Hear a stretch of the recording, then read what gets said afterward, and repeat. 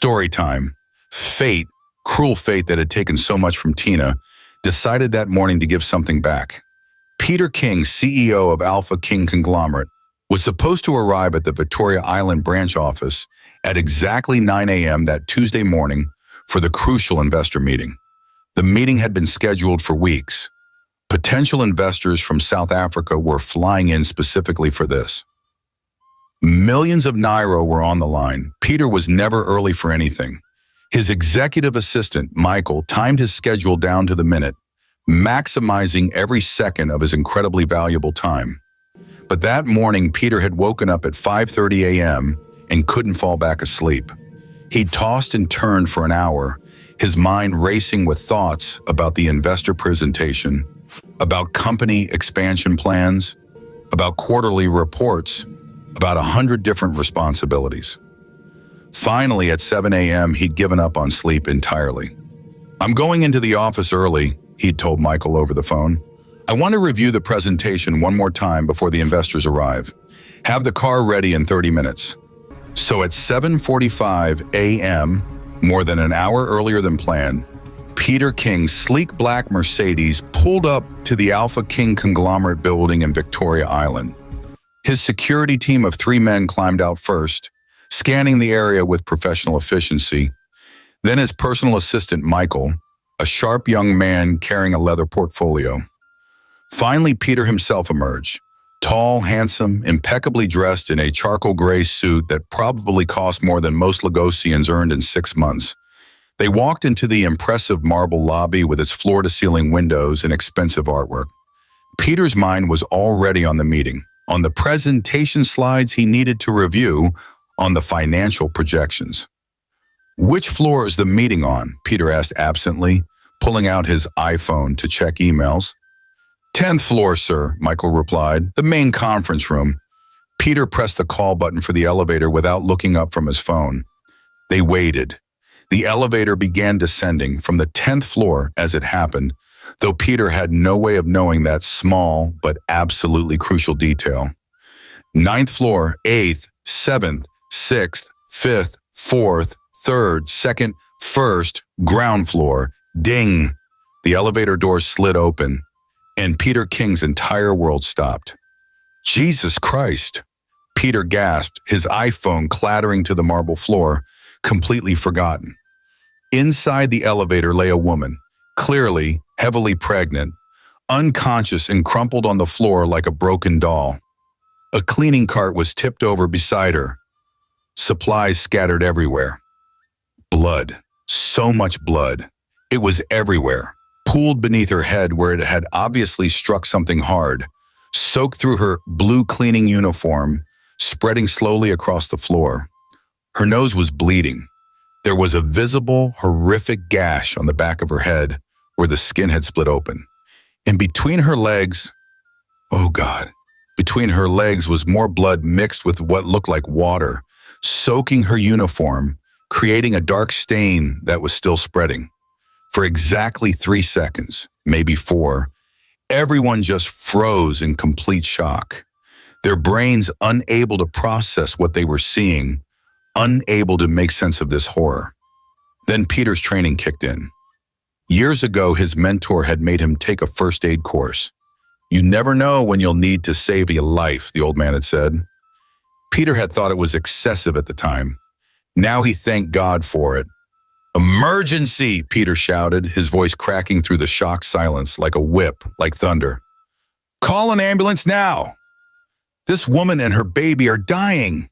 His security team jumped into action immediately. One man pulled out his phone, dialing emergency services. Another ran to alert building security, but Peter didn't wait. Couldn't wait. Every second counted now. He could see the woman's chest moving, barely, shallow breaths that were far too weak. But she was alive. Still alive. Maybe the baby was still alive too. Without hesitation, without a single thought for his expensive suit or his important meeting or his reputation or anything else in the entire world, Peter dropped to his knees in the blood and water. He carefully, gently scooped the woman into his arms, cradling her like she was made of glass. She was shockingly, horrifyingly light, far, far too light for a woman 9 months pregnant. He could feel her bones through her thin uniform. When had she last eaten a proper meal? Her body was emaciated except for her swollen belly. "Sir, the ambulance is on the way." One of his security guards started. "We can't wait." Peter interrupted, his voice sharp with desperate urgency as he stood up with the woman in his arms. "Look at her! She's dying. The baby is dying. It'll take an ambulance at least 20, 30 minutes to get here through Lagos morning traffic." "She doesn't have 20 minutes. She doesn't have 10. He turned to his driver, who had followed them inside. "Carlos, bring the car to the front entrance now. We're taking her to the hospital ourselves." "Sir, you're meeting with the investors." Michael started weakly, looking panicked. "Cancel it," Peter roared, and everyone jumped. Peter King never shouted, never lost his composure, never raised his voice in public. "Reschedule. Move it to next week. I don't care. A woman and her baby are dying in my arms right now. Nothing else matters. Move." Peter carried Tina through the lobby at a run, his security team scrambling to keep up. His expensive leather shoes slipped slightly in her blood that had soaked into his suit jacket. Employees who had just arrived for work stopped and stared in absolute shock. Was that the CEO? Was that blood? What was happening? The Mercedes was already at the entrance, engine running. Carlos had the back door open, his face pale with shock at seeing his usually composed boss covered in blood and carrying an unconscious pregnant woman. "City Hospital," Peter ordered, carefully laying Tina across the back leather seat, it as gently as if she were made of crystal. "As fast as you possibly can. I don't care about speed limits. I don't care about traffic laws. Run red lights if you have to. Just get us there now." Peter climbed in beside her, cradling her head and carefully in his lap to keep it stable, to prevent further injury to her skull. He grabbed his expensive Italian silk tie, imported, probably cost 50,000 naira, and pressed it firmly against the wound on her head to try to stop the bleeding. "Hold on," Peter whispered, looking down at her unconscious face, at the dark circles under her closed eyes, at the gaunt hollows of her cheeks that spoke of months of not eating enough. "Please hold on. Just hold on. You and your baby. Both of you. Just don't die. Please don't die. We're getting you help. Just hold on for me." Carlos drove like a man possessed, like his own life depended on it. The Mercedes shot through the streets of Lagos like a bullet, weaving aggressively between vehicles, the engine roaring. Other cars honked angrily as they were cut off, as the Mercedes ran red lights and drove on the wrong side of the road when necessary. Okada riders cursed and shook their fists. Danfo buses blared their horns. But Carlos didn't slow down, not even once. In the back seat, Peter held this dying stranger, he didn't even know her name, and prayed for the first time since he was a small child. "Please, God, if you're listening, don't let her die. Don't let this baby do anything. Just save them, please." They made it to City Hospital in Anakin in 12 minutes, a drive that should have taken at least 30 minutes in Lagos morning traffic. Carlos pulled up to the emergency entrance so fast the tires screeched against the pavement, leaving black marks. Peter didn't wait for the car to fully stop. The moment it slowed enough, he threw open the door and scooped Tina back into his arms, running toward the entrance. "Emergency!" Peter shouted as he burst through the automatic glass doors into the hospital. "She needs a doctor right now. She's pregnant. She's bleeding. I don't know what happened to her, but she needs help immediately. Please." 2 nurses in blue scrubs saw him coming. This tall man in an expensive suit, now completely soaked with blood, carrying an unconscious pregnant woman, and reacted with trained efficiency. One nurse ran for a gurney, already shouting for doctors. The other started firing questions while checking Tina's vital signs with experienced hands. "What happened?" "I don't know," Peter said desperately, his hands shaking now with adrenaline.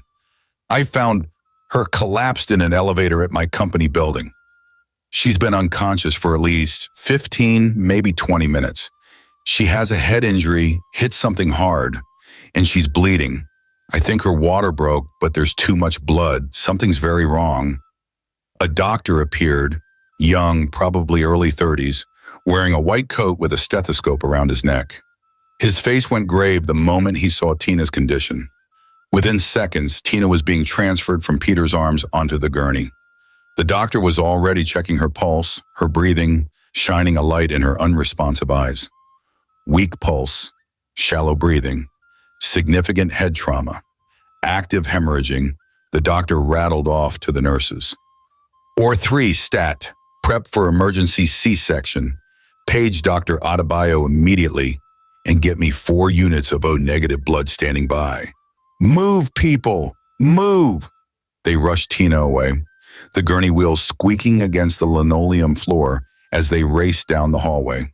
A swarm of medical professionals in blue and white surrounded her, shouting medical terms Peter didn't understand, working with desperate urgency.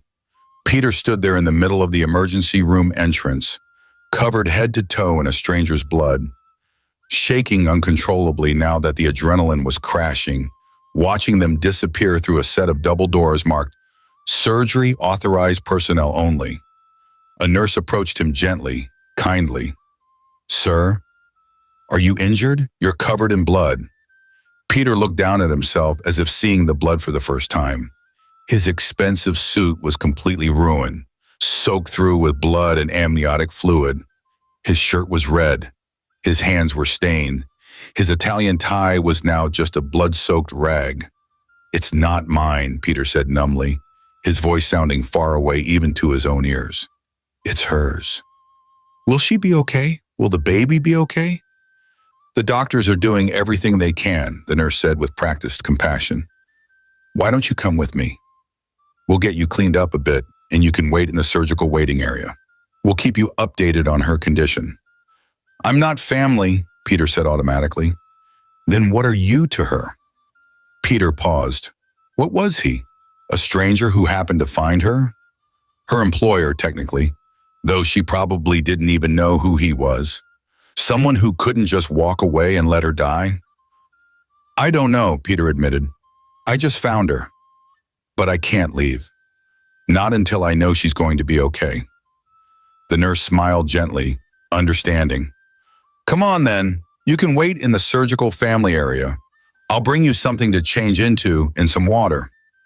The nurse led Peter to a small private room with a sink and handed him some hospital scrubs. Plain blue cotton, a far cry from his designer suits, but practical. "Clean up as best you can. There's a bathroom attached. Take your time," she said kindly.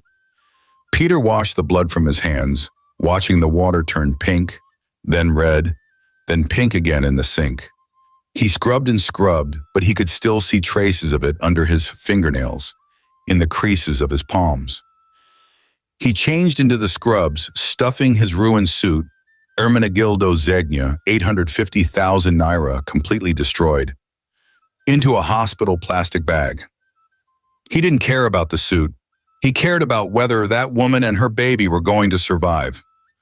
When he emerged, the nurse was waiting. "The surgical waiting room is this way. Can I bring you anything? Water? Coffee?"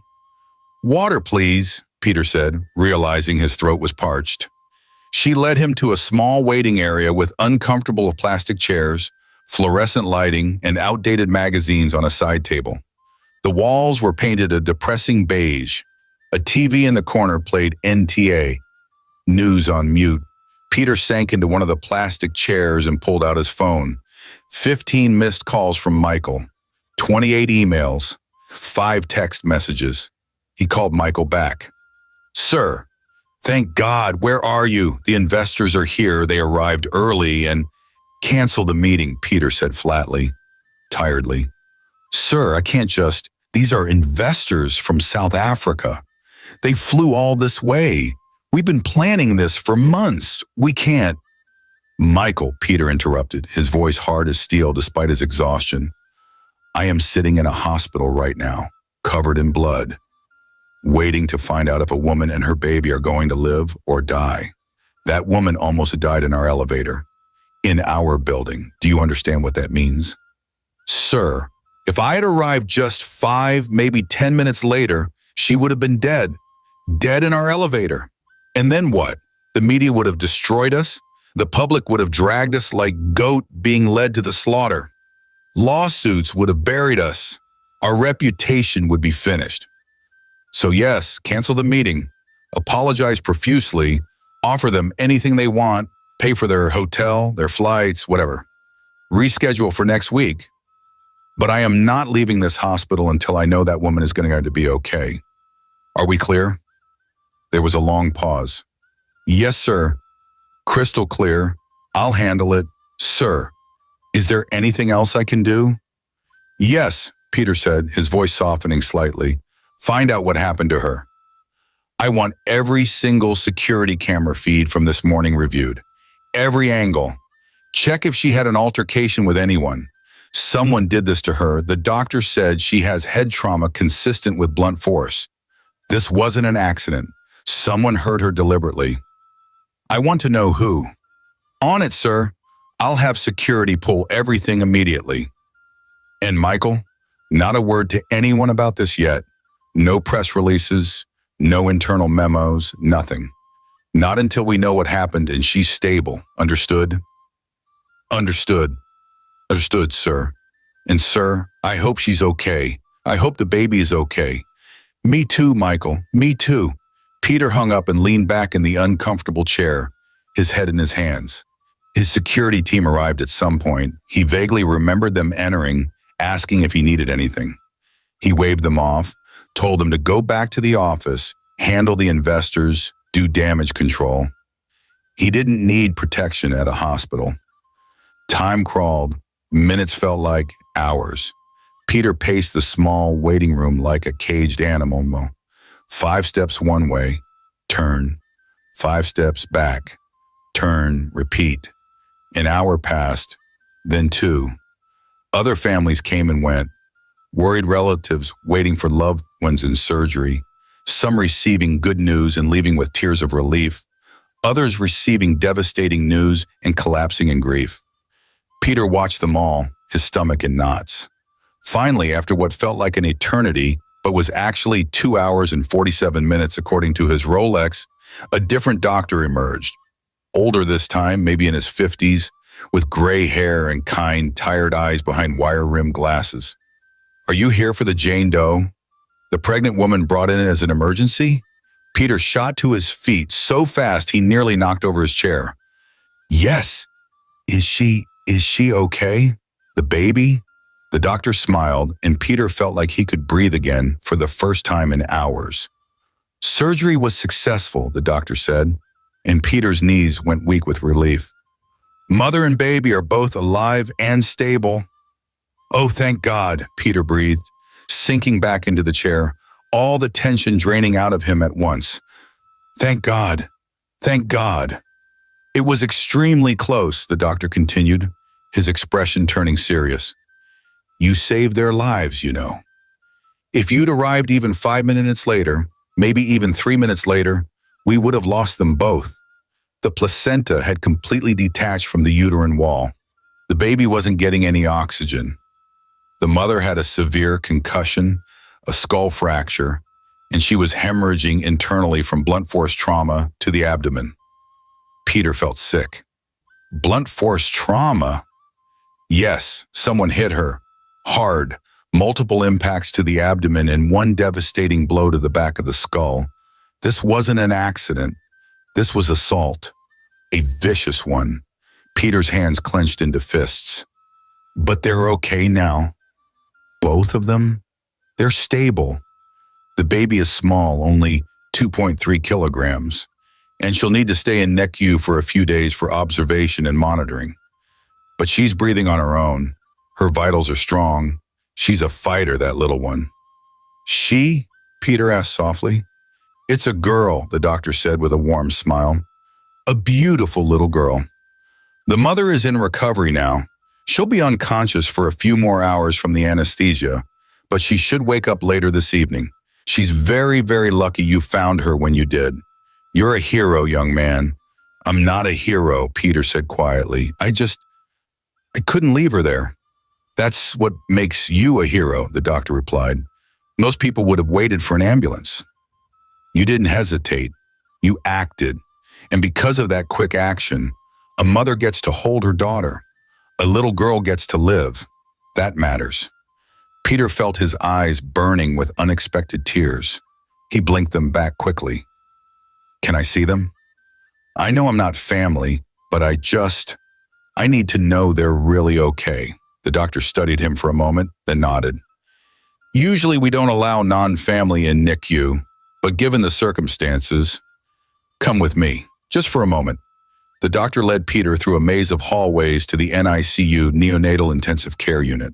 Through the large observation window, Peter could see rows of tiny babies in incubators, each one attached to various monitors and machines, each one fighting their own battle for life. There, the doctor pointed to incubator number 7. Peter approached the window slowly, almost reverently. Inside incubator 7 was the tiniest human being he'd ever seen in his entire life. She was impossibly small, 2.3 kilograms, the doctor had said, barely 5 pounds. Her skin was slightly red, delicate as tissue paper. Her little chest rose and fell with each breath, steady and strong despite her size. Tiny fingers were curled into even tinier fists.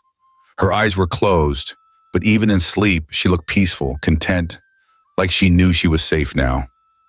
Something shifted in Peter's chest watching her, something profound and fundamental that he couldn't quite name. He'd never been particularly interested in children, had never wanted kids of his own. His life was his company, his work, his success. But looking at this tiny baby who had fought so hard to live, who had survived against impossible odds, Peter felt a fierce, protective instinct rise up in him that he'd never experienced before. A need to make sure this child and her mother would be okay, would be safe, would have everything they needed, would never be hurt again. She's beautiful, Peter whispered. His hand pressed against the glass as if he could somehow reach through and touch her, protect her. She is, the doctor agreed, and she's alive because of you. Never forget that. You gave her life today. Peter stood there for a long moment, just watching the baby breathe, watching her tiny chest rise and fall. What about the mother? Peter asked finally. When can I see her? She should be moved to a regular room in a few hours. You can visit her once she's settled, but she needs rest. She's been through severe trauma. I understand. Thank you, doctor. Thank you for saving them. You did the hard part, the doctor said. We just finished the job. After the doctor left, Peter stayed at the NICU window for another 10 minutes, just watching the baby, making sure she kept breathing, making sure she was really, truly okay. Then he went back to the waiting room and made another call, this time to his head of security. Pull every camera feed from this morning, Peter ordered, his voice cold and controlled now. I want to know exactly what happened to that woman. Every second from when she arrived at the building until I found her. Someone hurt her deliberately. Someone left her to die. And I want to know who. 2 hours later, Peter's head of security, Chidi, arrived at the hospital carrying a tablet and looking grim. Sir, you need to see this, Chidi said without preamble. Peter was still in the waiting room, still in hospital scrubs, unable to leave until he knew the woman was awake and truly okay. What did you find? Everything, Chidi said, sitting down beside him. We pulled footage from every camera in the building. Lobby, hallways, stairwells. There are no cameras inside the elevators for privacy reasons, but we have cameras in every lobby on every floor that show who enters and exits. Show me. Chidi opened the tablet and pulled up the first video. This is the woman. We still don't have her name, but she's listed in our employee records as a cleaner, started about 4 months ago, arriving at the building at 5:32 a.m. Peter watched as a small, heavily pregnant woman in a cleaning uniform entered through the staff entrance, moving slowly, obviously exhausted, one hand supporting her lower back. She signed in at the security desk and headed for the service elevator. She worked her normal duties for about 90 minutes. Chidi continued, fast-forwarding through footage. Mopping, cleaning offices on floors 2 and 3. Then at 7:14 a.m., she takes the elevator from the 3rd floor. The footage showed her entering the elevator with her cleaning cart, pressing a button. The doors closed. She pressed the button for the 10th floor, Chidi explained. The elevator stops on the 5th floor at 7:15 a.m. And this is where it gets interesting. Watch the video showed the 5th floor elevator lobby. At exactly 7:15 a.m., the elevator doors opened. The woman was visible inside with her cart, leaning against the wall. Then Amanda West walked into frame. Peter's entire body went rigid. Amanda. Yes, sir. Amanda West, Senior Manager, Finance Department. They watched as Amanda entered the elevator. Even on the grainy security footage, Peter could see that her expression changed the moment she saw the pregnant cleaner. Disgust, contempt, anger crossing her features in rapid succession. The elevator doors closed. Now watch the 10th floor camera, Chidi said, switching views. This is 6 minutes later and at 7:21 a.m. The 10th floor elevator lobby appeared on screen. The elevator doors opened. Amanda West stepped out. Alone. Her clothes were still immaculate, her hair still perfect. She looked completely composed, calm, unbothered. She walked away from the elevator without a backward glance, her heels clicking confidently against the marble floor. The elevator doors closed behind her. She left her son there, Peter said, his voice dangerously quiet. She left her unconscious and bleeding in that elevator. Yes, sir, and it gets worse. Watch this. Chidi played another angle, a wider view of the 10th floor. After Amanda walked away from the elevator, she went to her office, dropped off her handbag, then walked to the bathroom. She stayed there for about 8 minutes. Look at this closely, sir, Chidi said, zooming in on Amanda as she emerged from the bathroom. Peter looked. Amanda's hands were wet, like she'd just washed them. She was adjusting her dress slightly, checking her reflection in the hallway windows, making sure everything looked perfect. She cleaned up, Peter said, disgusted. She knew what she'd done. She cleaned herself up and went about her day like nothing happened. Exactly, sir. The elevator remained on the 10th floor, doors closed for another 24 minutes, until you arrived at 7:45 a.m. and called it from the ground floor. Peter felt sick. 24 minutes. That woman and her baby had been dying in that elevator for 24 minutes, while Amanda West calmly washed her hands and fixed her makeup. We can't see what happened inside the elevator, Chidi continued, but based on the timeline and the doctor's description of the injuries, multiple impacts, severe head trauma, it's clear there was a violent altercation. It wasn't an altercation, Peter said coldly. An altercation implies two people fighting. This was an assault. Amanda attacked a pregnant woman who couldn't defend herself. Yes, sir. That's my assessment as well. Peter was quiet for a long moment, his jaw clenched so tight it ached, his hands balled into fists. He'd known Amanda was difficult, known she was arrogant, hot-tempered, had a reputation for being cruel to subordinates. But he'd kept her employed because she was brilliant at her job, because her department consistently exceeded targets, because he'd convinced himself that her results justified her behavior. He'd been wrong, catastrophically, unforgivably wrong. Where is Amanda now? Peter asked. At the office, sir, in her usual Tuesday morning budget meeting. She has no idea we know anything. Good. Keep it that way. I want her to feel safe, comfortable. I don't want her destroying evidence or running. What do you want me to do, sir?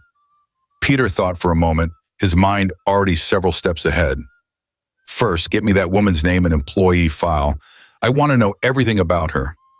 Second, make copies of all that footage, multiple copies stored in different locations. Third, contact the police. Tell them we have evidence of assault on our premises and we want to press charges. Fourth, Peter paused. his voice dropping to something cold and final. Fourth, draft Amanda's termination letter. Effective immediately. Gross misconduct. She's fired. Yes, sir. Sir, if I may, you realize this is going to cause significant disruption?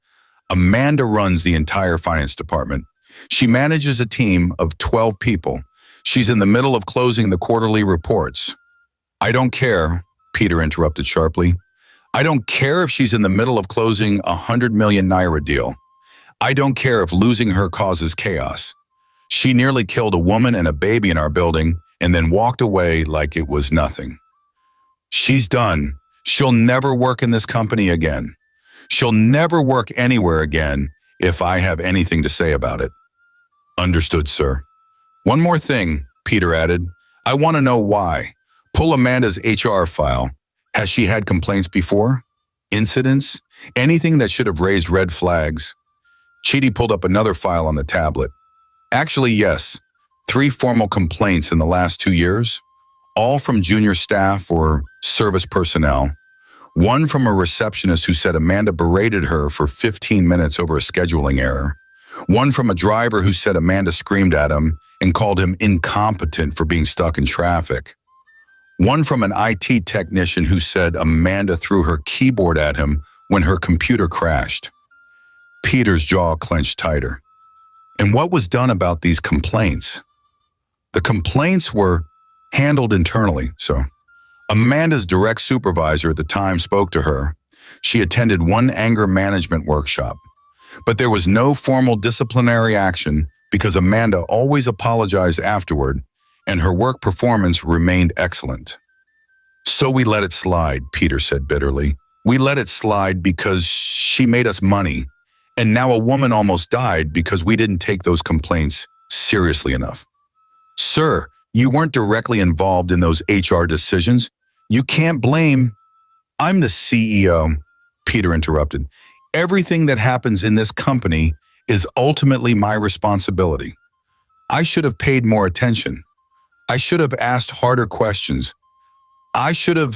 He stopped, forcing himself to take a breath, to focus on what needed to be done now rather than drowning in guilt over what should have been done before. Get me everything, Peter said finally. Employee file for the victim, all footage, Amanda's complete HR history, police contact information. I want it all within the hour. Yes, sir. Chidi stood to leave, then hesitated. Sir, for what it's worth, you saved that woman's life today. You can't change the past, but you can make sure justice is served now. After Chidi left, Peter sat alone in the waiting room, his head in his hands, replaying everything in his mind. He thought about all the times he'd walked past Amanda in the hallway, nodded at her in meetings, approved her projects, signed off on her bonuses. He'd known she was difficult, but he'd written it off as just her personality, her management style, the price of ambition. He'd been blind, willfully blind, and someone had nearly died because of it. Never again, Peter promised himself. Never again would he ignore warning signs. Never again would he let someone's job performance excuse their cruelty. His phone buzzed, a message from Chidi.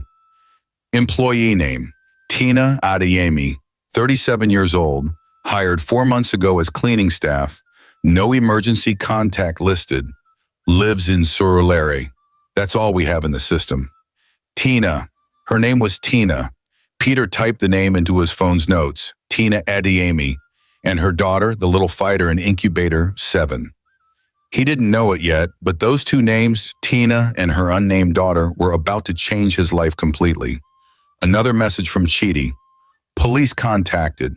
They're sending detectives to review footage and interview witnesses. They want to speak with you and with Miss Adeyemi when she wakes up. Peter replied, Good. I'll be here.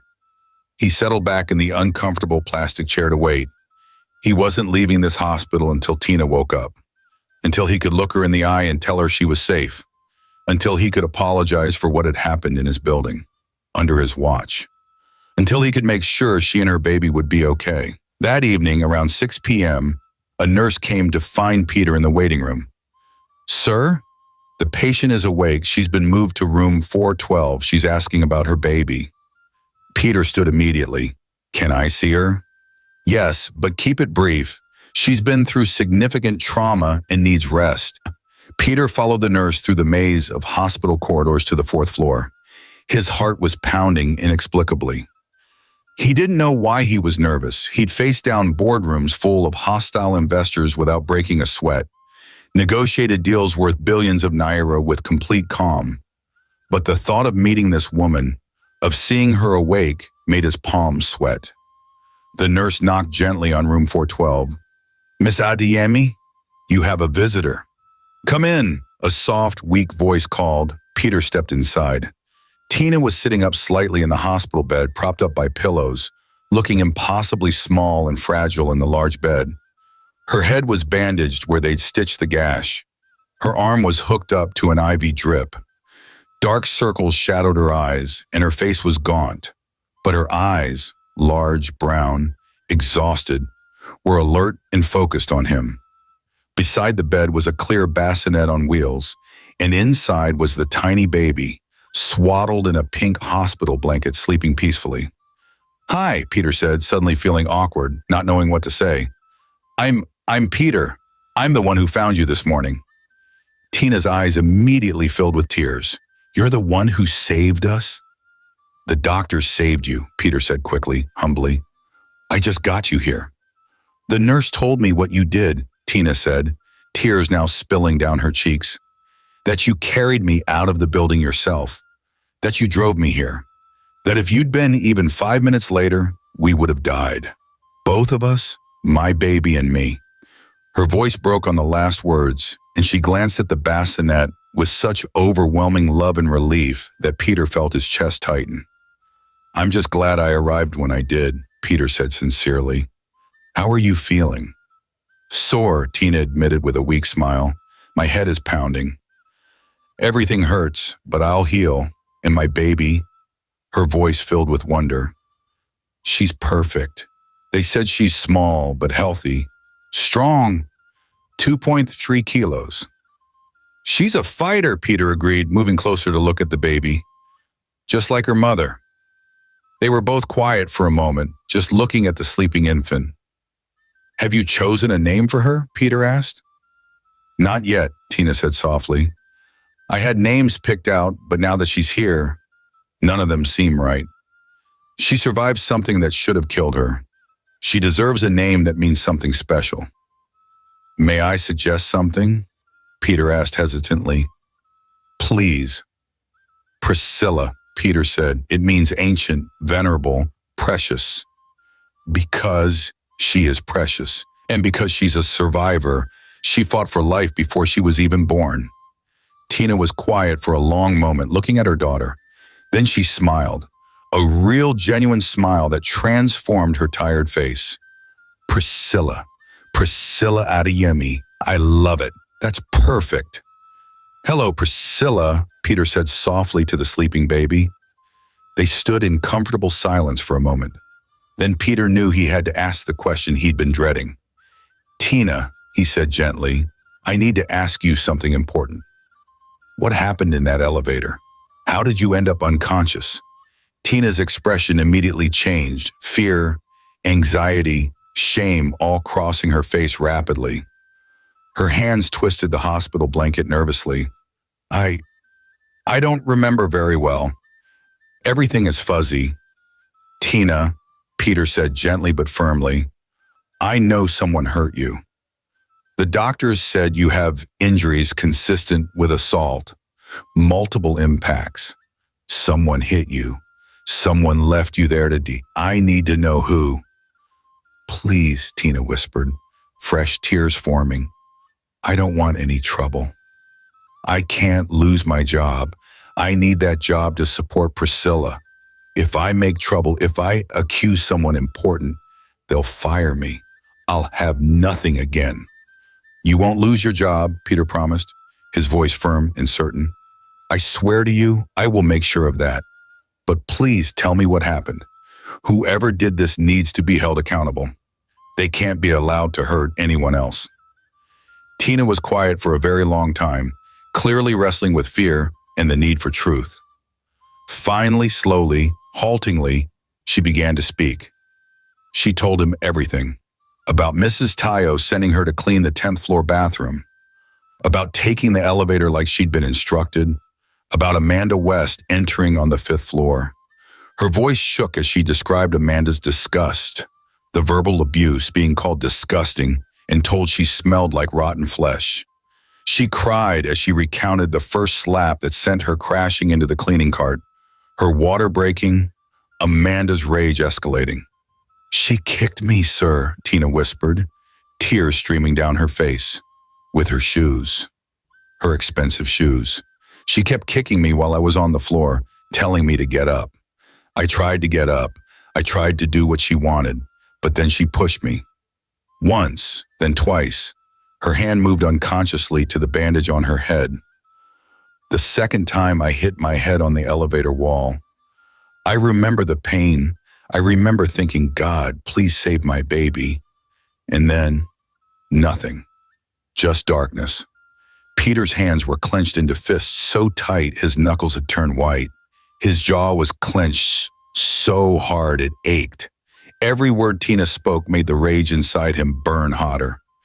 "Do you know her name?" Peter asked, though he already knew the answer. "Amanda," Tina said quietly. "Amanda West. She's one of the senior managers, finance department. Everyone knows who she is.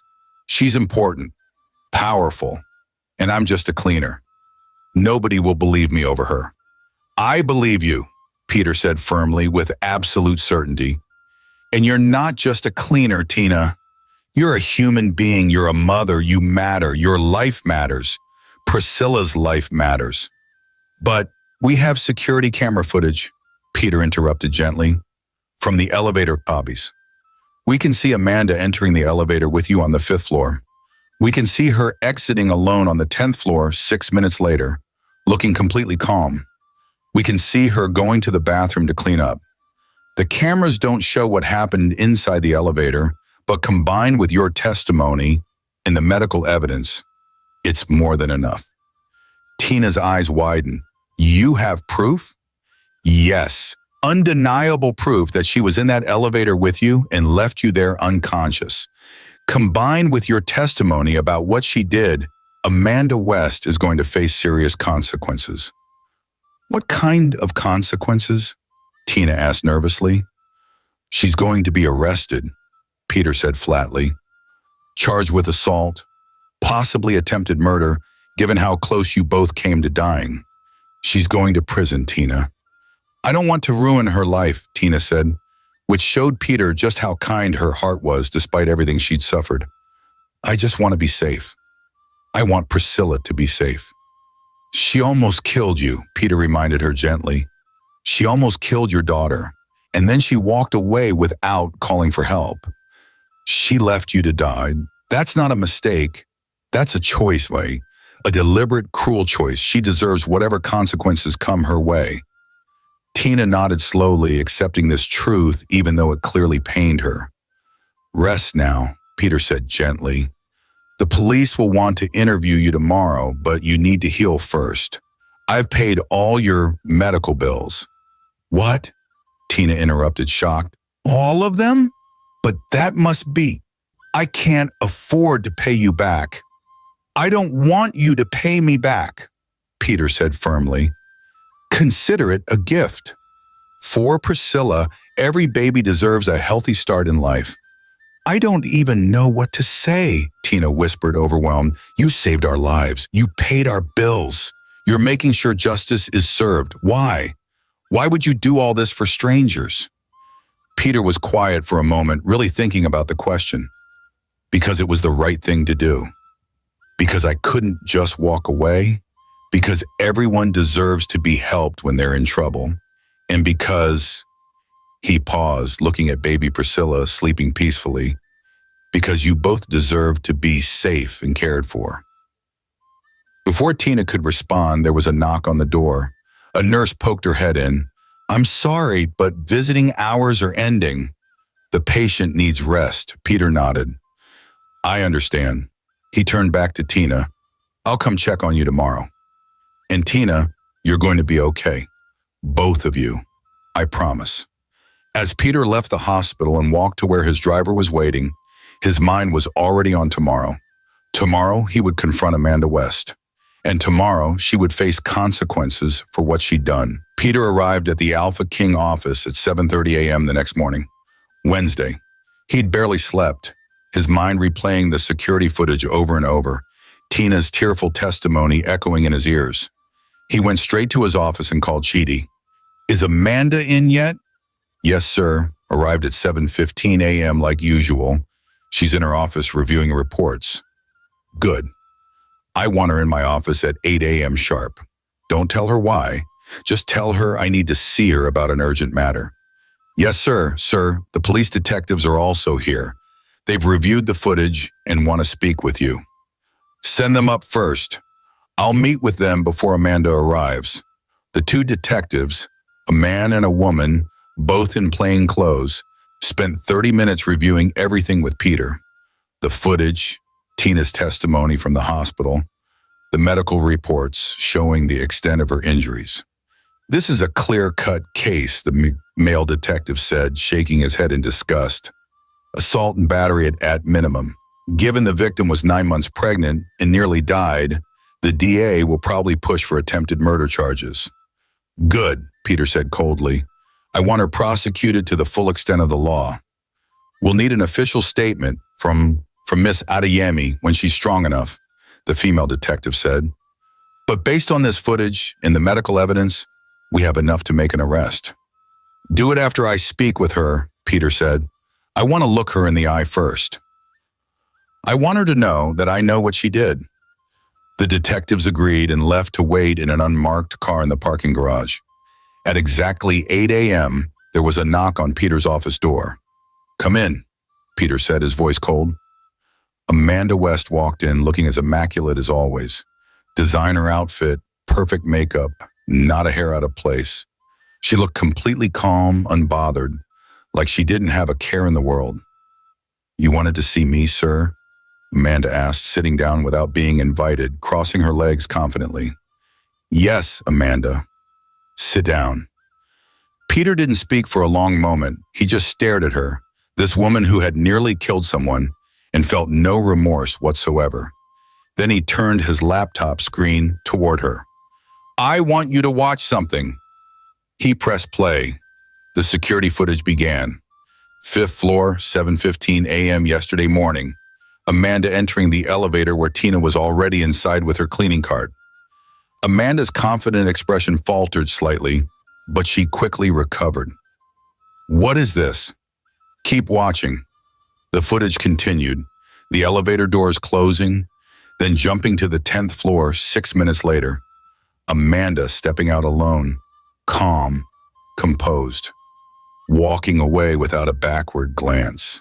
Peter played another clip, Amanda going to the bathroom, staying for 8 minutes, emerging with wet hands. Care to explain?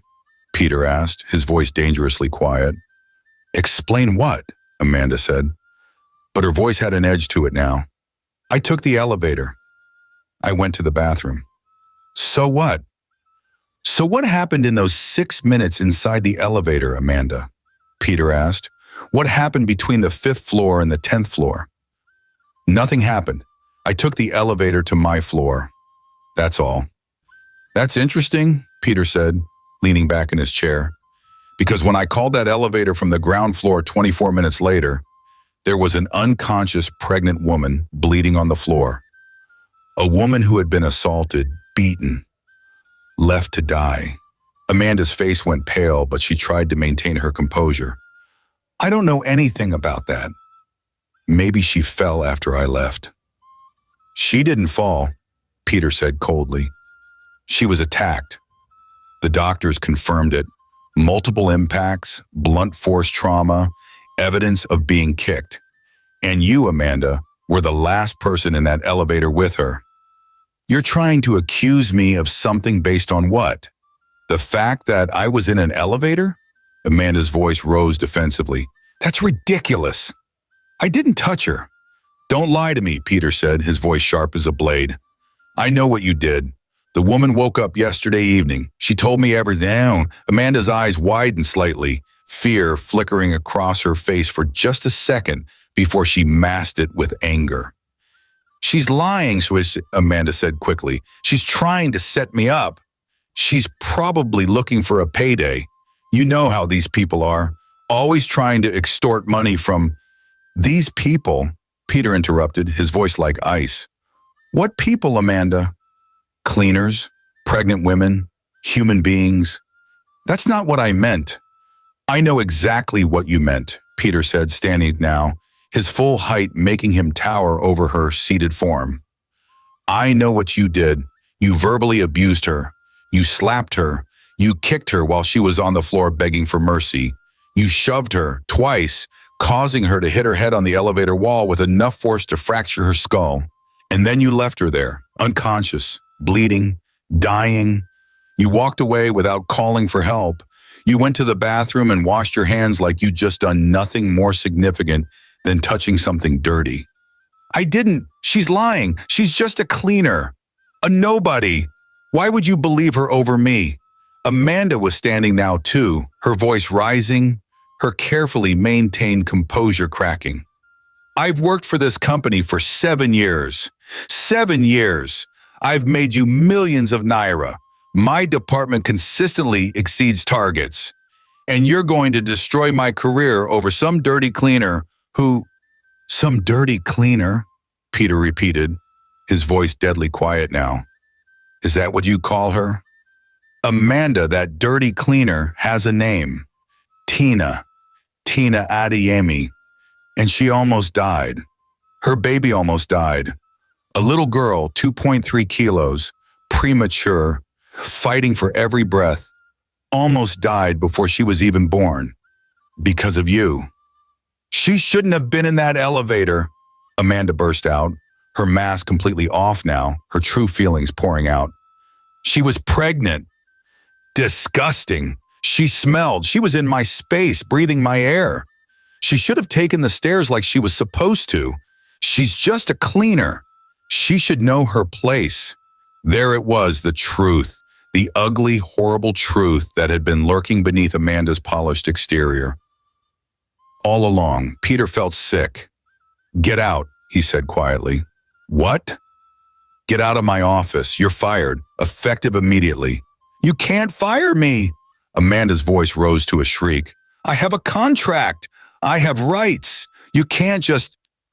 I can and I am, Peter said coldly. Gross misconduct. Assault on company premises. You're terminated. Security will escort you out. You have 15 minutes to clear your personal belongings from your office. Everything else, computer, files, company property, stays.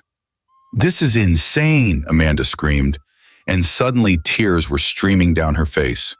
Whether real or calculated, Peter couldn't tell.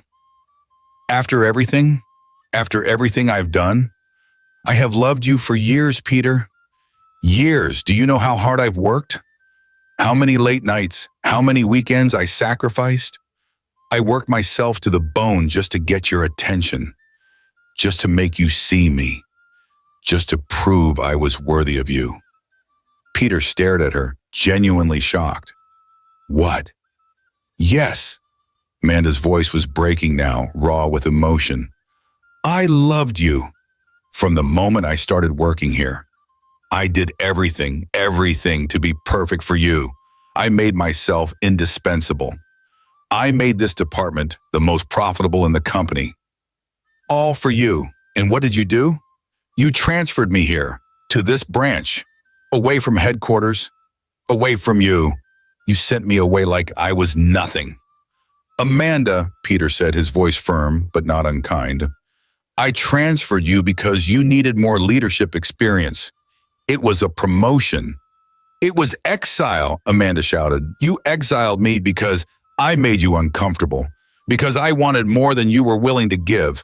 And now you're firing me, destroying everything I've built over her, over some pregnant cleaner who means nothing.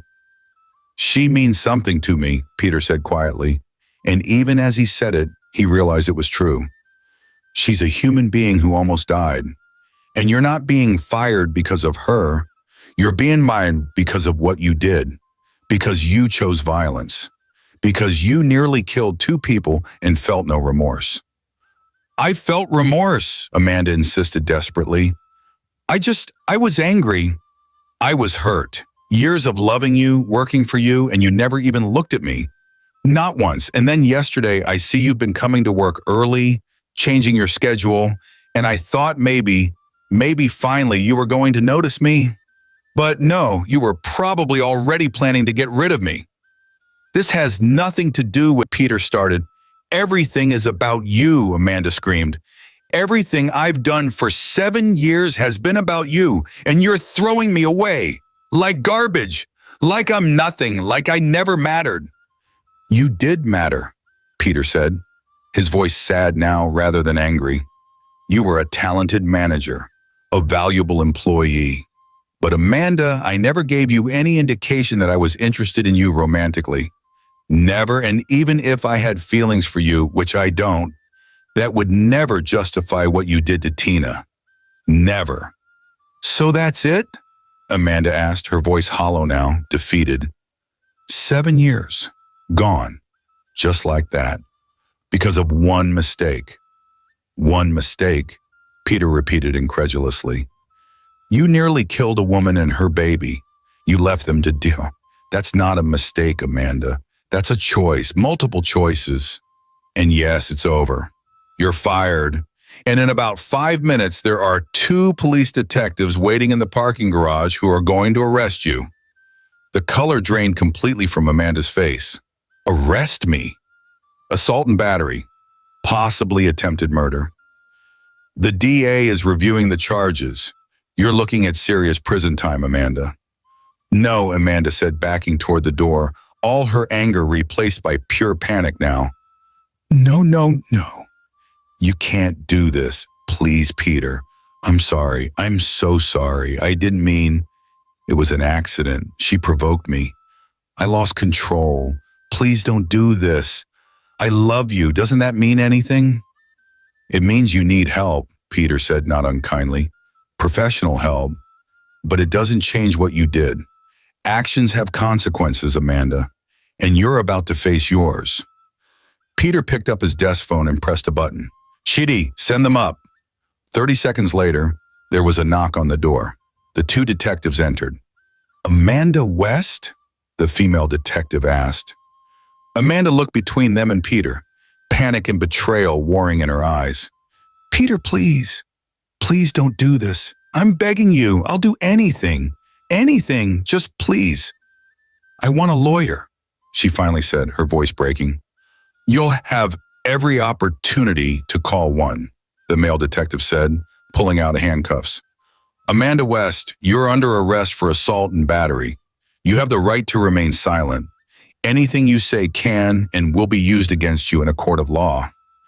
As they read her to her rights and cuffed her hands behind her back, Amanda looked at Peter one last time. The hatred was gone now, replaced by something that looked almost like grief.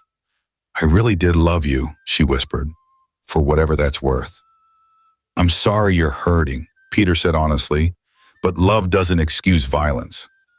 It never does. As the detectives led her out of his office, walking through the corridor where her shocked colleagues watched her being led away in handcuffs, Peter sat back down at his desk.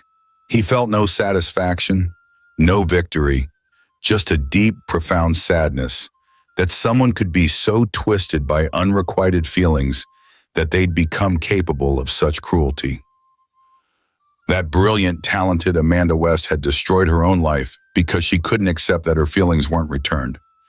He picked up his phone and called the hospital. City Hospital, 4th floor, nurses station. This is Peter King.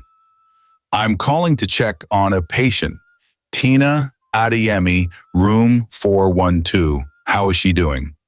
Oh, Mr. King. Yes, Miss Adeyemi is doing well. She's awake, alert. The baby is thriving. They should both be ready for discharge in a few days if everything continues improving. Thank you, Peter said, feeling some of the weight lift from his chest. Please tell her I'll visit this evening. I will, sir. Peter hung up and stared out the window at the Lego skyline. The chaotic, beautiful, impossible city stretched out before him. Somewhere in that city, in a hospital room, Tina and Priscilla were alive, healing, safe. And that, Peter thought, was what mattered.